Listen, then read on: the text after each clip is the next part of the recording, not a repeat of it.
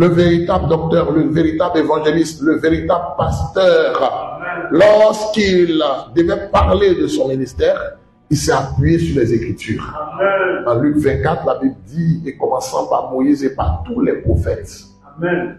Que le nom du Seigneur soit béni. Amen. Amen. Il leur parla en ce qui le concerne. Amen. Et ce n'était pas des Écritures ôtées de leur contexte. Amen. C'était les Écritures qui étaient dans leur contexte. Amen. Parce que un texte sans le contexte est un prétexte pour tromper. Il y a trois choses que nous ne devons pas faire. Oui.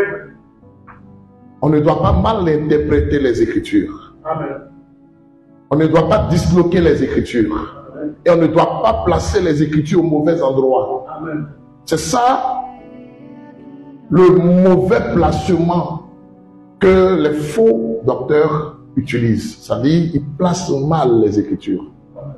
Amen. Amen. Que son nom soit béni, que son nom soit glorifié. Amen. Nous allons demander à nos bien-aimés de faire passer la vidéo afin que nous puissions véritablement voir ce dont il est question. Compte tenu du temps, nous allons lancer la vidéo et puis au fur et à mesure examiner, voir selon les Écritures. Amen. Parce que nous devons véritablement éprouver tous ces propos-là d'après les Écritures. Que le nom du Seigneur soit béni.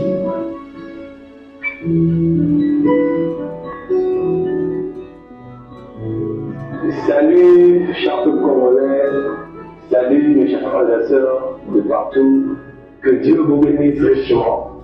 Alors, je suis votre frère Enoch Ebadou. Je viens aujourd'hui pour qu'on échange sur un sujet que je publiais il y a de cela, je crois, 3 mois, où je dis que les Juifs sont de noirs, Jésus-Christ était noir, Paul était noir et tout. Merci bien. Très bien. Donc, il fait l'affirmation selon laquelle le Seigneur Jésus-Christ est noir, les Juifs sont noirs, Paul était noir. Nous allons le laisser poursuivre et puis nous allons voir s'il va s'appuyer sur une écriture ou des écritures pour affirmer cela. Amen. S'il va le faire. Voyez? Oui. Très bien, nous continuons. C'est même non plus le faire. Oui. Tantôt, c'était pas pour pousser nos frères et sœurs à devenir racistes, xénophobes ou ce genre de choses. Très bien. Donc, il commence toujours comme ça. Son maître, Ben Osiris, avait fait la même chose. Non, quand nous sommes en train de prêcher la doctrine selon laquelle Jésus-Christ et les Hébreux sont noirs, c'est pour décomplexer, pour ne pas qu'on soit complexé face aux blancs et ainsi de suite. Donc oui, il est en train de dire ici, ce n'est pas pousser les frères et sœurs au racisme et ainsi de suite, mais c'est une doctrine raciste. Amen. Nous tenons à dire cela, c'est une doctrine raciste. Amen. C'est cela. Si ce n'était pas une doctrine raciste, pourquoi vous alliez insister tant dessus? C'est la question que nous devons nous poser. Oui, oui. Nous allons poursuivre pour voir s'il va continuer avec, pour appuyer les Saintes Écritures, pour étayer ses dires. Juste plutôt une façon de... Parce qu'il y a un jeune qui dit que un peuple sans histoire est un monde sans âme. C'est-à-dire aucune personne peut venir sur la terre sans pour autant appartenir à une race. Très bien. Et il y a un journaliste qui a dit un peuple sans histoire est un peuple sans âme et ainsi de suite. Bon, ok. L'histoire se fonde sur des dates. Amen. Et des faits. Amen. C'est ça l'histoire. Oui, oui. Oui. Maintenant, dans l'histoire des chrétiens qui est la Bible, amen, où est le texte qui affirme, qui atteste que le Seigneur Jésus-Christ est noir et les Hébreux sont noirs? Parce que aussi, la Bible comporte l'histoire. Amen. Exactement. Amen. Quand nous lisons les évangiles, oui, nous avons l'histoire de la vie de notre Seigneur Jésus-Christ. Sa naissance, sa vie, oui, son ministère, amen, sa mort, oui, son ensevelissement, amen, son ascension au ciel. Amen. Amen. Et la poursuite de son œuvre, oui, à travers ses serviteurs, amen, par le Saint-Esprit. Amen. Que le nom du Seigneur soit béni. Amen. Amen. Nous continuons. Tous, s'il faut le dire. aujourd'hui, je viens pour qu'on échange sur ce qui concerne la race de juifs. Ils sont où? Bibliquement parlant, et je m'adresse également à mes chers frères et sœurs du message qui ont cru le message. Très bien. Donc, il dit que il va montrer, amen, bibliquement parlant, la race de notre Seigneur Jésus-Christ, c'est pas ça? Amen. Et surtout, il s'adresse à ceux qui croient le message du temps de la fin. Amen. N'est-ce pas? Amen. Donc, bibliquement parlant, il doit nous montrer où il est écrit que notre Seigneur Jésus-Christ est noir et les Hébreux sont noirs. Amen. Quand il dit bibliquement parlant, mais vous allez voir qu'il ne peut pas le prouver. Ses maîtres n'ont pu le prouver. Et lorsqu'ils ont essayé de s'y aventurer, ils ont mal interprété les textes qu'ils ont utilisés. Et aucun de ces textes n'affirme expressement que notre Seigneur Jésus-Christ est noir. Amen. Que les Hébreux sont noirs. Que Paul était noir. Ce sont des déductions fausses. Et nous l'affirmons. Amen. Voici pourquoi nous ne faisons que les appeler au débat. Oui. Peut-être que quand lui viendra, comme il vient souvent ici visiter son maître, quand il viendra, peut-être que lui, au moins, il acceptera. Son maître a dit, je vais parler de Ben Osiris, il a dit que lui, il ne veut pas faire des débats. Il ne veut plus faire des débats. Il avance des trucs et puis il n'est pas prêt à faire des débats. Vous voyez? Il avance des mensonges. Et pour sa prochaine conférence qui est prévue véritablement dans ce mois, là-bas au Congo, son thème, c'est la RDC, terre des Hébreux. Vous voyez une doctrine pernicieuse de ce genre-là. Voilà. Bon, ils n'ont qu'à s'attendre, comme ils sont un peu voisins avec le Cameroun, comme ils sont un peu voisins, peut-être qu'ils vont s'entendre avant de venir, hein, parce qu'on a besoin de ça quand même, qu'ils s'entendent. Parce que les Camerounais disent que Ghana, c'est là-bas dans leur pays, et puis les Congolais aussi sont en train de dire de même.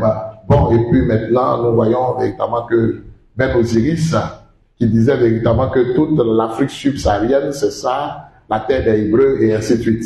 Mais ils ne savent même pas de quoi ils parlent.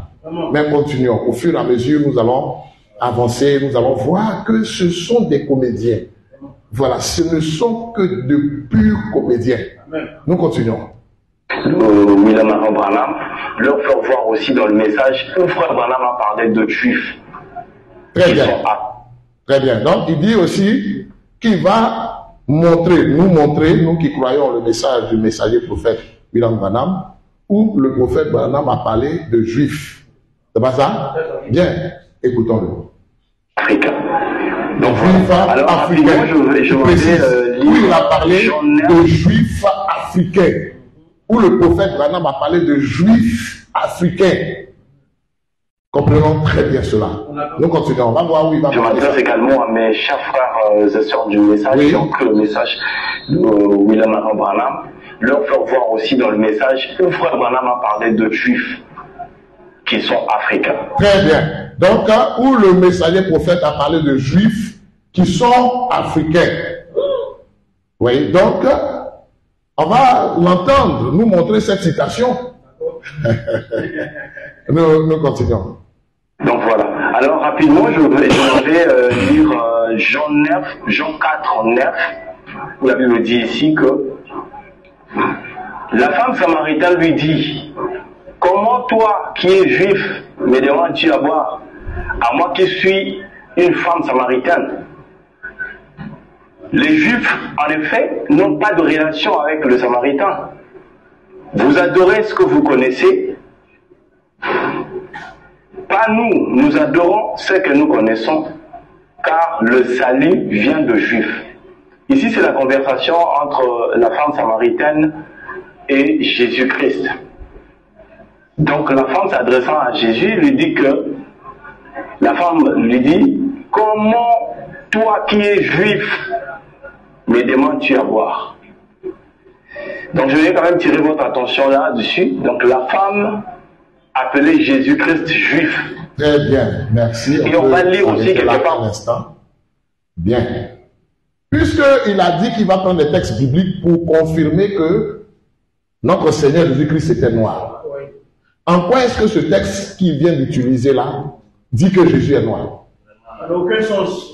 Lui-même, il lit le texte de Jean chapitre 4, verset 9. La femme samaritaine lui dit, comment toi qui es juif, me demandes-tu à moi qui suis une samaritaine? Oui, il est dit que la femme disait que notre Seigneur Jésus-Christ était un juif noir. Pourtant, tu dis que c'est ce que tu vas démontrer. Où est le trompeur? Où est le trompeur? Ça fait pitié. Nous continuons. On peut voir si réellement le juif là était de quelle tribu, où ils étaient où, leur cartographie, s'il faut le dire en fait. S'ils étaient où. Très bien, on peut s'arrêter là un instant. Et regardez. Toi, tu as avancé que Jésus-Christ est noir. Et puis après, tu es en train maintenant de parler de la cartographie. Mais c'est vraiment ridicule. Le Saint-Esprit ne peut pas conduire comme ça, dans un tel désordre. Non, non, non, non, non. Amen. C'est incroyable. Cartographie. Donc, il veut parler de ce que, à travers cette conversation-là, il en est ressorti que les Juifs sont en Afrique ou bien. C'est ce qu'il veut dire. C'est ce qu'il veut dire. Vous voyez, le Saint-Esprit ne laisse pas dans la confusion. Le Saint-Esprit conduit dans toute la vérité. Jean 16, dans toute la vérité. Et annonce les choses à venir. C'est incroyable. Bien. On va l'aider. Comme il s'aventure sur des terrains qu'il ne maîtrise pas, nous, on va l'aider. Le terme juif vient de judéen. Celui qui est de Judée. Donc, Judée, qui est Judas. Voilà de quoi il est question. Amen. Judée, la Judée. Amen. Qui est Judas en réalité. Amen. Nous nous souvenons bien. On va un peu faire une petite entorse à la conférence. Lorsque le roi Salomon est décédé, vous savez que le peuple d'Israël, qui était un peuple descendant des 12 tribus d'Israël, lorsqu'ils sont sortis d'Égypte, ils sont arrivés dans le territoire du Canaan. Il y a eu, après la mort de Josué, les juges, après il y a eu la royauté, Saül fut le premier roi, et après David a succédé à Saül, et après la mort de David, Salomon lui a succédé. Et vous vous souvenez que lorsque le roi David a commis l'adultère avec Bathsheba et que le prophète était venu le rencontrer, et lorsque il lui a donné la parole de l'Éternel, quand il partait, le roi David s'est appuyé sur lui et son manteau a été déchiré en deux. Et le Seigneur, par la bouche du prophète, a dit que c'est de la même manière que ton peuple sera déchiré en deux parties. Mais je ne le ferai pas de ton vivant ni du vivant de ton fils, mais je le ferai après sa mort. Et après la mort de Salomon, le peuple a été divisé en deux parties, 10 tribus au nord et 2 tribus au sud. Et c'est la tribu du sud qui était le royaume de Juda, et les 2 tribus, les 10 tribus au nord, étaient le royaume d'Israël. Donc, les 2 tribus du sud, avec pour capitale Jérusalem, étaient composées de Juda et de Benjamin. Et lorsque le peuple a multiplié les transgressions, d'abord les 10 tribus d'Israël ont multiplié les transgressions, il y a eu une captivité. Vous voyez? Donc, il y a eu le roi d'Assyrie qui a emmené les 10 tribus en captivité. Et alors, il était resté 2 tribus sur le territoire de la Palestine. Les 2 tribus, Juda et Benjamin, avec aussi la tribu de Lévi. Mais vous savez que la tribu de Lévi était à part et c'était eux qui avaient le sacerdoce. Voilà de quoi il est question. Il y avait aussi des Lévites au nord, composés des 10 tribus, et puis il y avait aussi des Lévites au sud. Mais nous voyons que Sargon II a emmené les 10 tribus à Babylone, donc en Chaldée, et les 2 tribus étaient restées. Amen. Et lorsque ces 2 tribus aussi ont multiplié les transgressions, alors l'empire babylonien, qui avait fait suite à l'empire assyrien, avec à sa tête Nebuchadnezzar, a amené les 2 tribus en captivité, toujours à Babylone. Et ce qui était quand même assez extraordinaire, c'est qu'il a placé aussi ces 2 tribus-là au sud. Les 10 tribus aussi avaient été amenées en captivité à Babylone, mais au nord, mais les 2 tribus aussi avaient été placées au sud. Parce que selon l'histoire, il avait compris que ces 2 tribus-là étaient véritablement déjà dispersées, étaient déjà divisées, selon le terme qui est le plus approprié. Et alors, au temps marqué, Cyrus, qui est maintenant devenu le roi de l'empire des Mèdes et des Perses, c'est lui qui a ordonné le retour des 2 tribus qui étaient en captivité là-bas dans la région de la Mésopotamie, à Babylone. Voyez, il les a ramenés sur leur territoire. Amen. Amen. Donc, on ne doit pas mélanger les choses. Il utilise le terme juif comme ça, sans révélation. Il utilise le terme juif sans révélation et il place ça comme ses maîtres au mauvais endroit. Il parle véritablement de cartographie. Il ne sait même pas d'où vient le terme juif. Le terme juif vient de ceux qui peuplaient le territoire de Juda lorsque il y avait eu la division, il y avait eu le schisme. Est-ce qu'on se comprend bien? Vérifions un peu ces éléments-là par la grâce du Seigneur. Ça, c'est juste des éléments que nous donnons pour mettre un peu l'eau à la bouche de ceux qui vont nous suivre. Allons-y dans 2 Chroniques. Regardons ensemble dans 2 Chroniques. Le chapitre 36.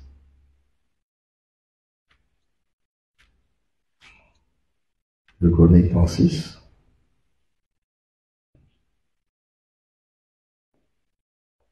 Et là, nous allons examiner la 3e déportation qui a aussi favorisé, ou si vous voulez, entraîné la destruction même du temple. Vous voyez, c'est cela. Il est dit ici, en 2 Chroniques 36, à partir du verset 14, tous les chefs des sacrificateurs et le peuple multiplièrent aussi les transgressions, selon toutes les abominations des nations, et ils profanèrent la maison de l'Éternel qu'ils avaient sanctifiée à Jérusalem. Lorsque l'Éternel, le Dieu de leur père, donna de bonne heure à ses envoyés la mission de les avertir, car il voulait épargner son peuple et sa propre demeure. Mais ils se moquèrent des envoyés de Dieu, ils méprisèrent les paroles et ces paroles et ils se raillèrent de ses prophètes jusqu'à ce que la colère de l'Éternel contre son peuple devienne sans remède. Alors l'Éternel fit monter contre eux le roi des Chaldéens et tu as par l'épée leurs jeunes gens dans la maison de leur sanctuaire. Il n'épargna ni le jeune homme, ni la jeune fille, ni le vieillard,